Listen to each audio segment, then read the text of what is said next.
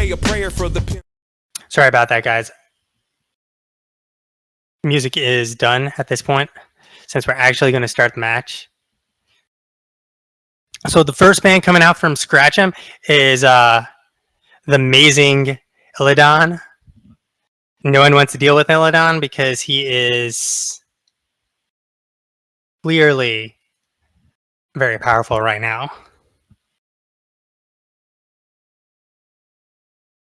I mean, do you really want to face the hatred of 10,000 years? Is there any hero who can measure up? So we're seeing Zool as our first ban from Murky Fan Club, and Li Ming once again being the first pick by Scratchem this time.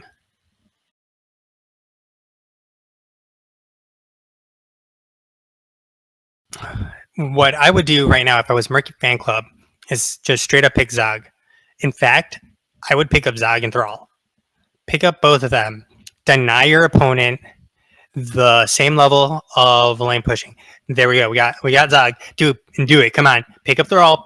You guys, you know you want to. It doesn't matter if you have Zog already.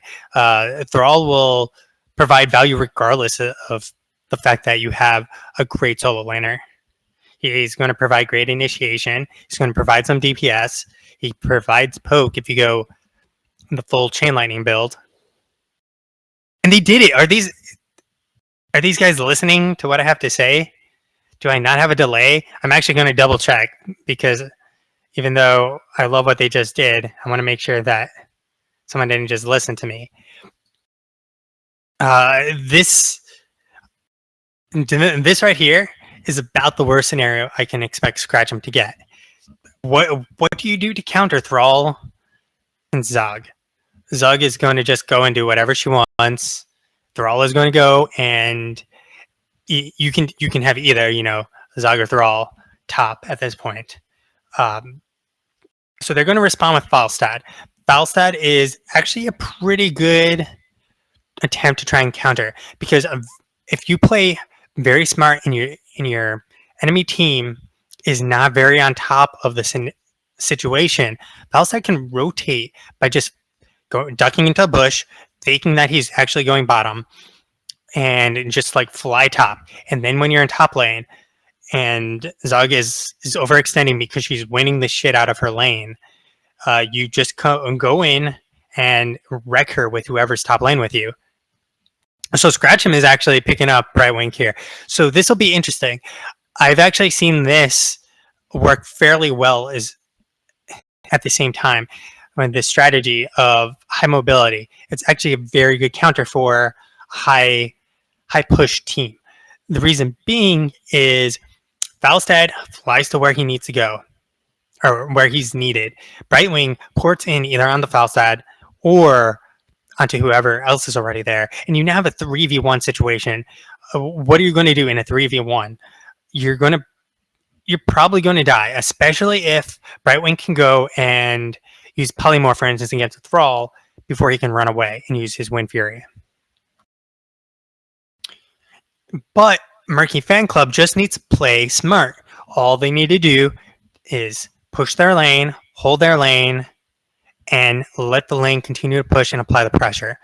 They're never going to lose the lane if they go and sit there and just let the natural flow of lane pushing occur. This was where I was saying last time. It's wave clear, rotate, forever and ever and ever. Sounds boring, but the name of the game is not to play perfect, it's to play more perfect than the enemy team. So if all you're doing is wave clearing, that means you're not gonna lose. The only way you lose is if you have some sort of like really weird rotations while going up and down that get you caught out and you don't rotate as a unit. Or your team fight is significantly worse and your team decides, screw it, we're going to go and just like yank them on the rotations. So we got Johanna coming out. This is one of the strongest lane pushing teams you can already have. Johanna, Thrall, Zog. Greymane is actually a fairly strong laner as well. He's not as strong as Zug or Johanna in terms of clearing, but his cocktail is definitely strong, and it does do quite a bit of damage. So they did ban out Sonya, and the follow-up ban was on Uther. This is perfectly fine. I don't think the Sonya ban was highly valuable. I guess the idea here was they were worried about the laning, and they didn't want any sort of counter. Sonya, although, is also good against like clearing out creep. So okay, it is actually a good ban in retrospect now. So we are now getting Muradin, obviously a very strong tank, but very poor wave clear. To be fair, your choices here would be Leoric, and possibly Diablo. Diablo, once he starts getting levels, actually becomes a decent laner.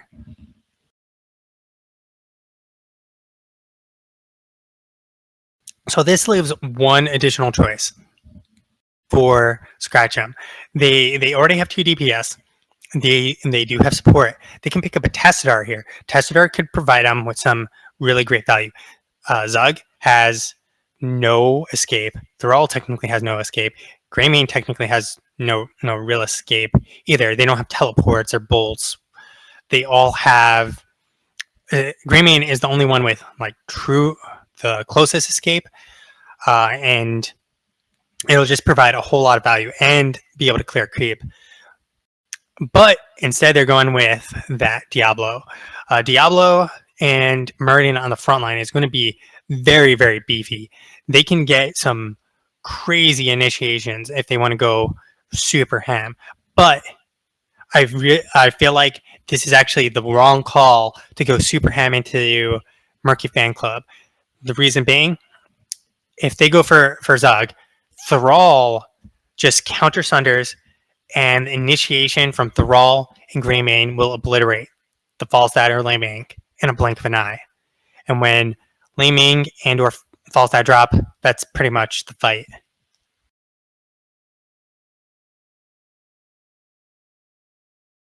So the final pickup is actually going to be Malfurion. This is kind of interesting that they chose Malfurion. I wonder if they're just going like all in on the wave clear. If that's their purpose with a Malfurion is to pick up that Moonburn, it's just going to be insane.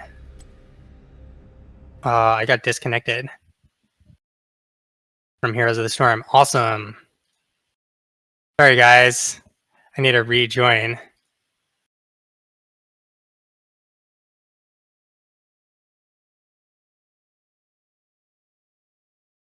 But I'm still streaming, so...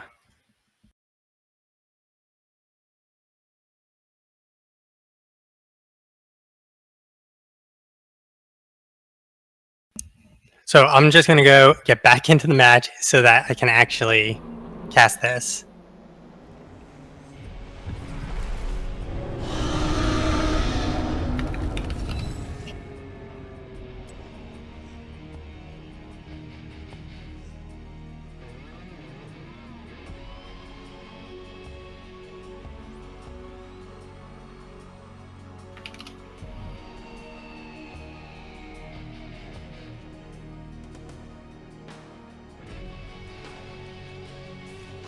Yeah, this is almost a perfect comp, in my opinion. They have it all. They have damage, they have wave clear, they have healing, and they don't have any real burst here. They have Li Ming, but Li Ming was just nerfed slightly.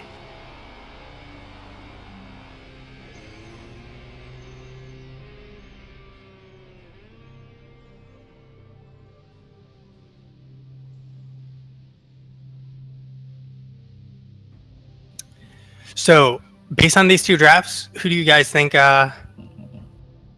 is actually going to win? I mean, last game I felt Arthritic Abathurs had the better team, but they ultimately didn't execute. Now on the counter side, the same thing can happen here very easily.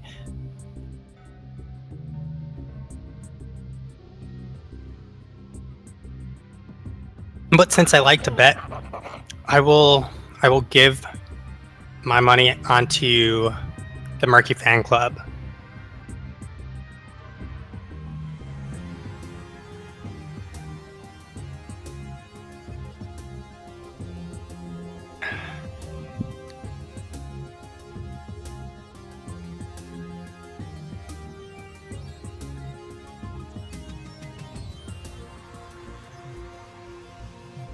So we're just waiting on 2 right now.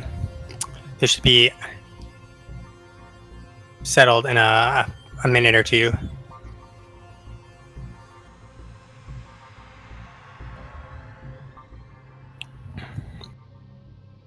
Now, what I expect from Scratch'em to do in order to win this match is to get picks.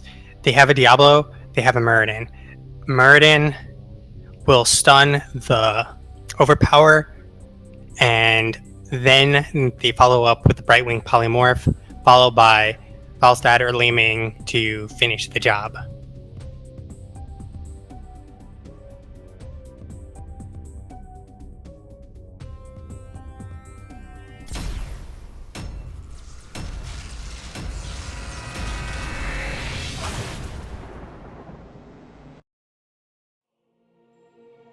All right, so we are now loading up into the match. Hopefully we don't see any more disconnects. The one advantage that Scratch'em has against this Greymane is that Greymane Go for the Throw is most effective against squishies. They do have a Li Ming, and they do have a Falstad to go against. But this is the problem. Brightwing only has one polymorph. It's polymorph the Thrall or polymorph the Greymane. Who do you polymorph? Greymane probably being the first choice if he does use Go for the Throat, or if he just initiates with Worgen. Otherwise, you want to get the Thrall, because Greymane can sit there poking from the back as all the same.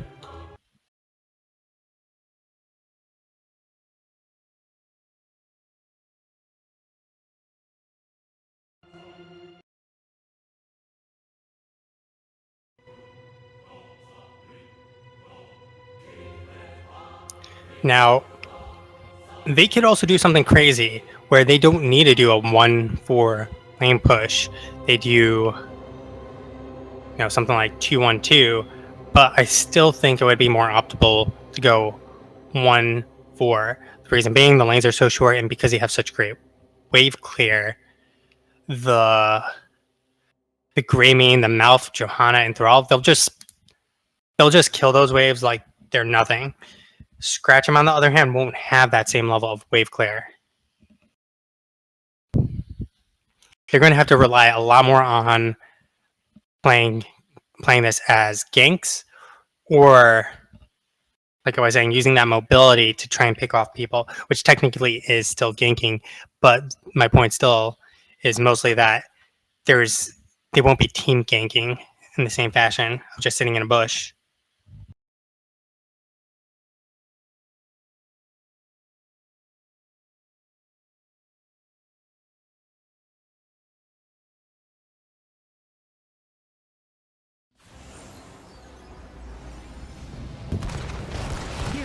So for the blue team, Scratch'em, we have Ronaldo on Li Ming, Guanzar on Falstad, Dita on Diablo, Zabutak on Muradin, and finally Happy Feet on Brightwing. For the Murky fan club, we have Sid the Kid on Greymane, Hooked on Phoenix as Malfurion, Ulysses as Johanna, Peach out as Thrall, and finally Grunt 030488 on Zug. So Scratch'em has already set up, thanks to Falstad, and Murky fan club not even thinking twice about going into that bush. They're actually holding back the creep wave. This is some pro level stuff. You don't see that too often. Li Ming, though, already poking down that tower, using the advantage there. But everyone is partying in mid right now. I don't think there's much of anything that's going to be achieved here. We'll probably see the rotations come out very shortly. But hooked on Phoenix is already pretty low. He's going to have to tap there, looks like. But instead, he's actually rotating down bot in the meantime. So looking at the talents that have been picked up, we're going to see, I believe, nothing out of the ordinary. Perfect Aim, Moonburn, Rolling Thunder, Reconstitution, finally Gathering Storm, Power Hungry, Reverb, Soul Feast, and Hyper Shift. So this is all very, very standard. We're going to see the Mage Stat, which has become the new flavor of the month. And much like I was saying, they don't really have much of an answer here. Their best answer is to go and rotate as a team with Falstad and Right Wing. But they can't do that at this point because their wave clear is so much weaker. They're going to have to sit and actually soak like this. But for whatever reason, they're not actually doing that great of a job, Murky Fan Club, at the rotations. They're busy trying to fight, which is not the best choice. In fact, what they should be doing is just saying, you know, we expect Falstad coming on top, and Grunt is in a lot of danger right now. Kwanzaa are forcing out Grunt, and Dida is coming around the corner. Looks like he might overpower. Ooh, a complete and utter lack of anything out of Dida there. That was potentially a kill. I don't know if he would have gotten it, but it could have been. Really, what they need to be doing slightly better is they have so much more wave clear from... So they keep going down pretty quickly over there, and rather than maintaining the 4-man rotation, Murky Fan Club has said, to hell with it, we need that soak mid. But they really, really need to do a better job. Happy Feet eating a whole boatload of damage right now. It won't really matter too much at this point because Ulysses is getting pushed back as well. So that global advantage definitely helped to hold that lane against Sag, but it's not actually working out for Murky Fan Club like I was expecting. They're looking for kills when they really should be looking for the wave clear. This is what a lot of people do early. That's the wrong thing, which is looking for kills. There's no reason to really get those kills. They're already a level behind, and they're going to be behind once 7 hits. What they need to do now is all rotate mid, and once they hit mid, clear it out. And they're losing XP after XP each time they rotate like this, and they sit bottom rather than letting the creep wave push back, let the tower lose ammo, and then they can go and push the towers down. The good news is that Grunt is still holding the top lane. Dida cannot win at this point against him. He's just being harassed back. However, he is maintaining a pretty good clear against the creeps, or the creep spread. And you see that it's basically 3 members of Murky Fan Club sitting bottom. They really, really need to go and rotate. They are actually sending their worst laner, Thrall, to go and handle the wave push over and over again. Because for one, Johanna will just go and use Condemn and clear the wave significantly faster than Thrall will. And at this point, Scratch'em is actually in control of all shrines. They're not actually using their advantage to scare Scratch'em out of the lanes. Peach out though, taking a ton of damage right now. I'm actually surprised that Ulysses did not even attempt to go in there to try and peel. However, Dida on the top lane is getting really, really low and getting pushed out by Grunt. This is going to be the story of the game over and over again. That Dida is not going to win that top lane, and so they're going to have to keep rotating up there to make up for that. And if they don't rotate up there, Grunt might actually single-handedly win the game. That might sound crazy, but I expect that because they're going to eventually potentially get that front wall down, applying the extra pressure. And we got Kwanzaa coming on top, and looks like this is going to be the kill on Grunt, and they finally lock him down enough to kill him. So this could be the first DK of the game.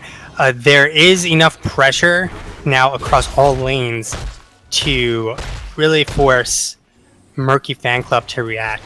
So Quans are doing a great job of coming up on top, forcing out the rotations from Murky fan club to respond to this.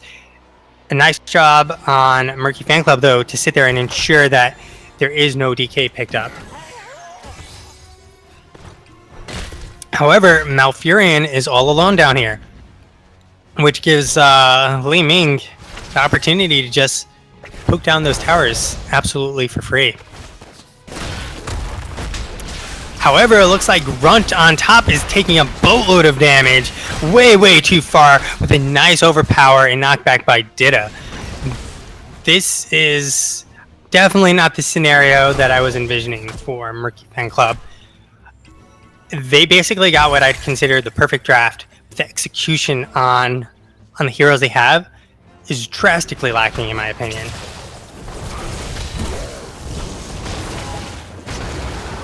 So the APOC coming out, but not really providing any value anywhere on the map.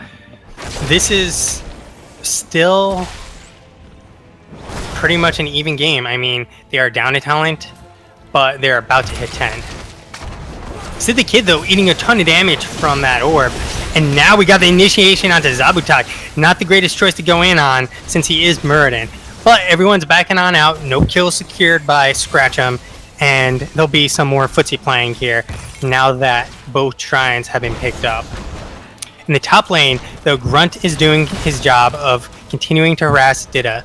Dida, like I've been saying over and over, won't be able to do much. But Quanzar securing that mid DK. In the meantime, though, Li Ming has been taken out down bottom, but that's okay. This is going to be the start of actually pressuring the enemy team for Scratch'em and taking down forts.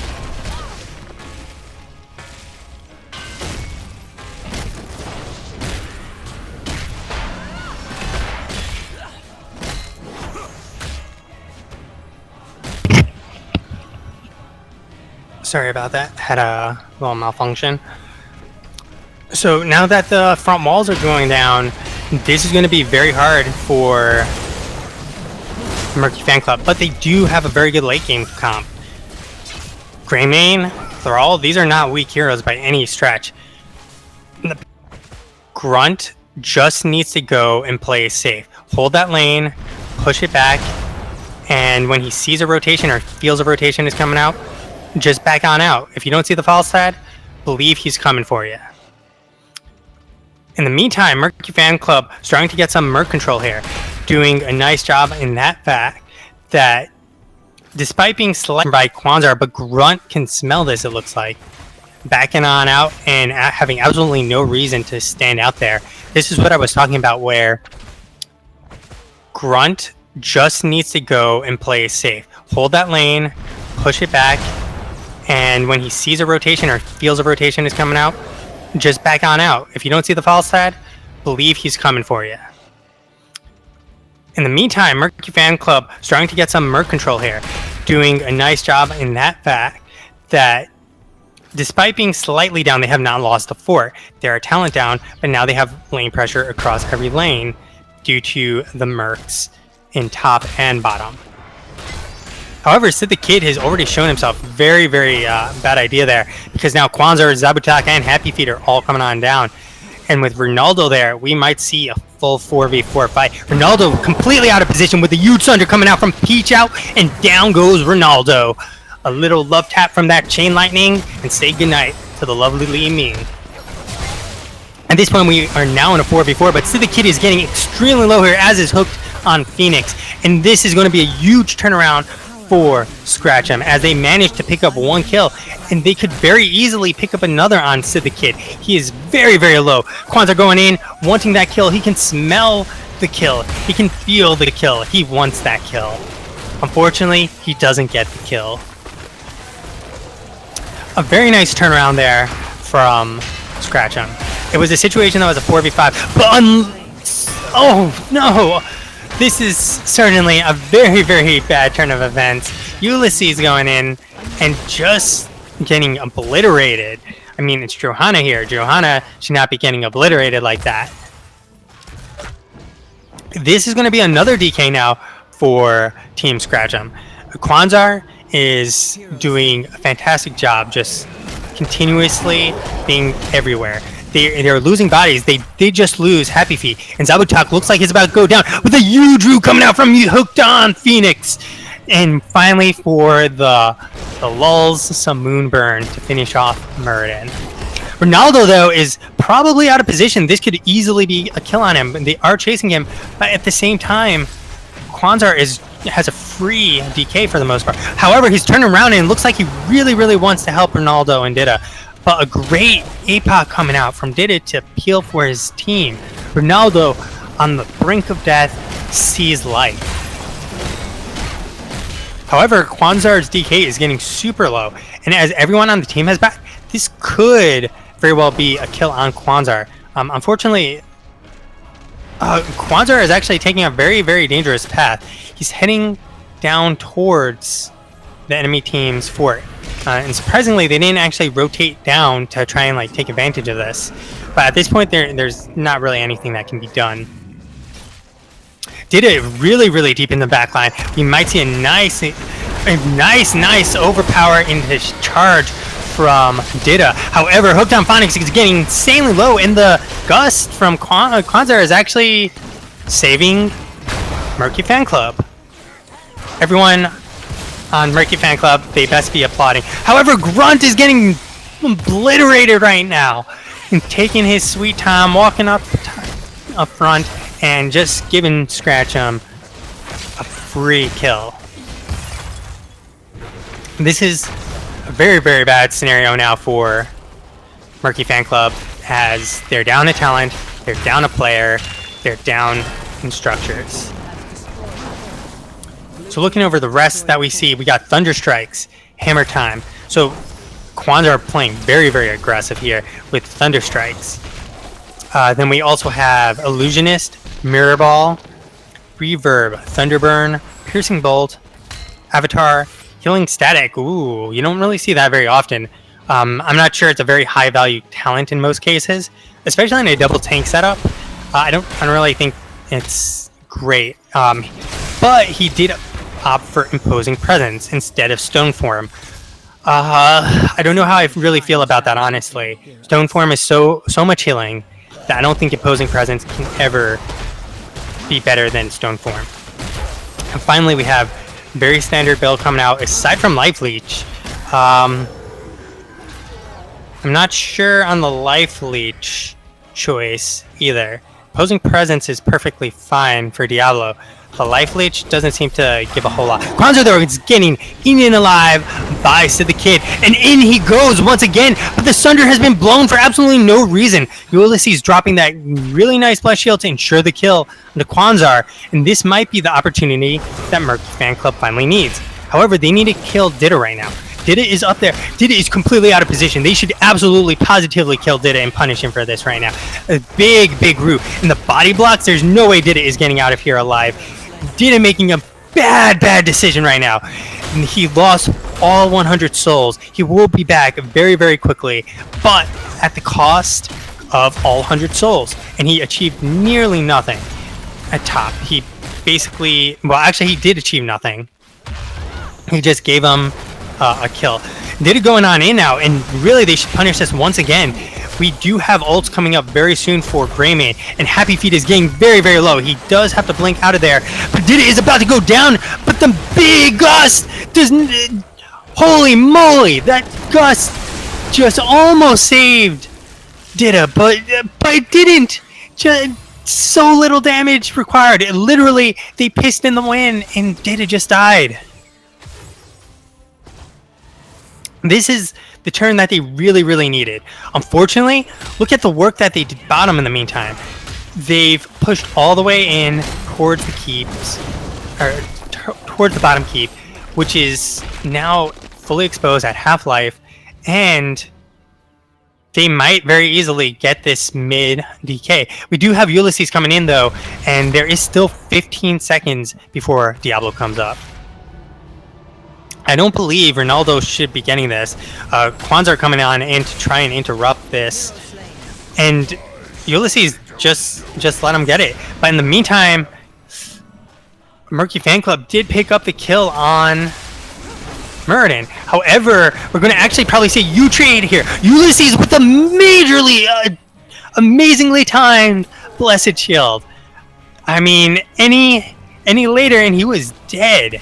So we now have two members of Scratch Him down. We got Sid the Kid coming in on Happy Feet and with absolutely nothing to protect him.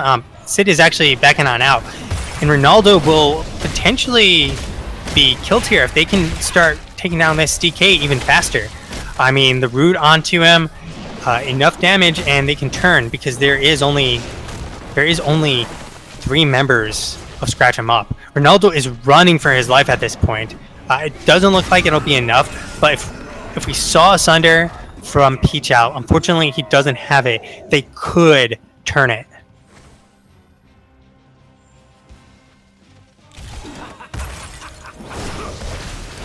So this is a situation that is looking pretty grim, or was looking pretty grim in a lot of ways for Murky Fan Club. But like I said, I believe they have the superior, or they have a very good late game. Not that Scratch 'em has a bad late game, I just believe Murky Fan Club has a better one due to the combination of Greymane and Thrall. If we take a look at Thrall, he did go with Grace of Air and Tempest Fury and Wind Shear. He didn't pick up the Spell Shield. I guess it's not really needed with such a big front line, Johanna and Malfurion to keep him topped off. But Sid the Kid is very, very deep. Absolutely no reason to be all the way back there. And we got the Tranquility coming out already. And the Gust into the Apocalypse sort of kind of works. And they managed the kill on Thrall. And now the retreat from Murky Fan Club. This is very, very bad for them at this stage. This is going to be a keep if Scratch 'em plays their cards right. I don't know if this will be enough to actually end the game, especially if they want to play very safe. Ulysses going very, very deep into that back line and getting a huge condemn, 5-man condemn. But we're going to see a huge overpower coming on in onto Hooked on Phoenix, and that is going to be the game. There's no healer. It's going to be very hard for them to actually defend against the core. But Dida is fairly low, and it looks like Scratch 'em is going to decide to play it very safe. With the Shrine activating, there is no reason to try to core at this point. They get a free DK. That DK can end this game in 18 minutes. They have no healer, which means they just go ham on the core. And slaughter your enemies. Now, taking a look at some of the other towns picked up, we got Lord of Terror, Storm Shield, and what's interesting I want to point out is Brightwing actually didn't go with Hypershift shields, phase shields. Ronaldo taking some damage there, but a big whiff from the Blessed Shield, and Sid the Kid is going to be going down here. There is now a 4-on-2, and Ulysses trying his best to try and protect Grunt, but that is not going to be enough. At this point, it's pretty much GG. Ulysses can run as far as he wants, but it's not going to be enough. Because with that DK, if they choose to get the DK at this stage, it'll instantly be game. But it looks like Scratch 'em is just rotating over and deciding to end this game.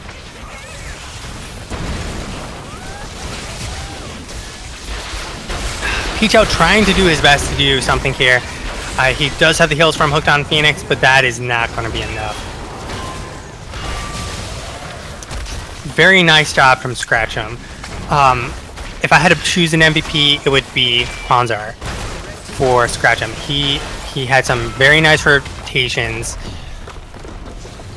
but at the same time, he did have some weird gusts. Blue team is victorious. But overall, I felt it was just very solid play coming out from him. And what I feel really lost it for... Holy crap, I just got booted. Again, post-game. Okay. BattleNet is messed up. Thankfully, that was my last match to cast. So I can't actually go over the talents, unfortunately. So what we'll do instead is go over this draft and what happened and what went wrong, in my opinion. So first off, if you take a look at both teams, and you tell me what one team can do better than the other, it's going to be that Murky Fan Club can easily outpush Scratch'em. What can Scratch'em do better than Murky Fan Club? They can rotate a hell of a lot more between Brightwing and Falstad. There's just no competition. Falstad is going to be everywhere. He's the Visa of heroes, and Brightwing pretty much the same deal. She's the Visa of heroes, and you got Murden and Diablo. That's great combo for locking someone down, especially someone like Azug, Thrall, Greymane, any of these heroes who have limited ability to escape. But they could have easily won the mid and bottom lanes, easily, forcing Falstad to remain in the mid and bottom lanes. If you outpush them in the mid and bottom lanes, there is no way for Falstad to rotate top. If he rotates top, well, there is. It's all banking on trading, where Falstad needs to, if he does leave mid or bot, he has to go all in, and they have to believe they will get that kill. If they get that kill, it'll even it up, and then there'll be the top lane pressure from Scratch'em instead of the mid/bottom lane pressure from Murky Fan Club. However, that didn't happen. They had this kind of weird split where they opted to have Thrall rotate into mid and clear, rather than have Johanna rotate in mid. And really, it shouldn't have been 1-1-3 and one coming down every now and then. It should have been 1-4. 4 rotate as a group. Treat it as Tomb of the Spider Queen. You rotate bottom to mid, mid to bottom, so forth and so on, or mid to bottom. You do it as such.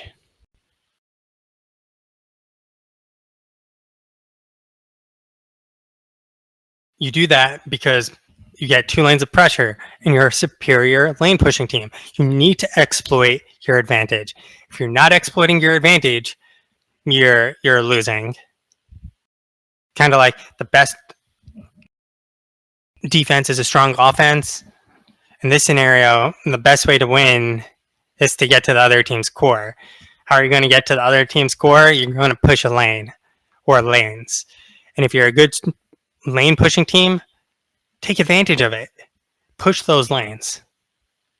Make them sit at their gates having to clear, because they face the wrath of Thrall. They face Zug. They get bullied out, sent back to the children's playground where they have to cry. Don't let them push on out. Don't let them bully you by flying up. Punish the rotation. When you don't see Falstad, assume Falstad's coming for you. And when you don't see him and you punish his rotation, if he does come for you, you're just sitting back at your gate waiting for the lane to continue to push up. You're still body soaking, but in a much safer position, especially when Zog can just drop creep. But to be fair, Grunt didn't do a terrible job. I thought Grunt did overall a very good job. It was more so that the Thrall, Johanna, Greymane, Melf did the poor job in the rotations. They really needed to apply that pressure, and Zog had nothing to fear at that point. Fortunately, that didn't happen, so Zog had a couple of ganks on her, resulting in, an easier push from Scratch'em, or easier push for top lane. There are also a couple scenarios